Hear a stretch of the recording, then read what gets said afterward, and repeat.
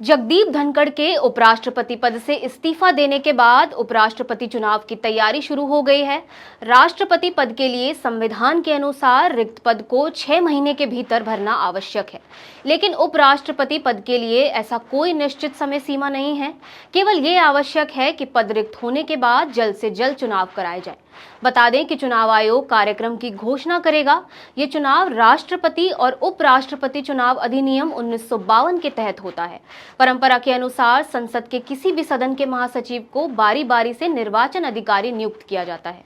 चलिए अब जानते हैं कि उपराष्ट्रपति का चुनाव कैसे होता है। उपराष्ट्रपति का चुनाव संसद के दोनों सदनों लोकसभा और राज्यसभा के निर्वाचित व मनोनीत सदस्यों से मिलकर बने एक निर्वाचक मंडल द्वारा किया जाता है। राष्ट्रपति चुनाव के विपरीत इसमें राज्य विधानसभाएं भाग नहीं लेती। ये चुनाव संसद भवन में अनुपातिक प्रतिनिधित्व प्रणाली के अनुसार गुप्त मतदान द्वारा सिंगल ट्रांसफरेबल वोट के माध्यम से किया जाता है। प्रत्येक सांसद उम्मीदवार को प्राथमिकता क्रम के हिसाब से वोट डालता है। निर्वाचित होने के लिए किसी उम्मीदवार को न्यूनतम आवश्यक मतों की संख्या प्राप्त करनी होती है, जिसे कोटा कहा जाता है। इसकी गणना कुल वैध मतों की संख्या को 2 से विभाजित करके और 1 जोड़कर की जाती है।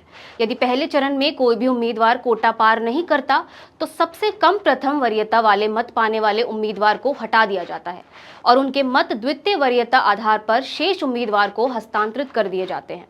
ये प्रक्रिया तब तक जारी रहती है जब तक कि एक उम्मीदवार कोटा पार कर नहीं लेता। आपको क्या लगता है, अगला उपराष्ट्रपति कौन होगा? कमेंट कर जरूर बताएं।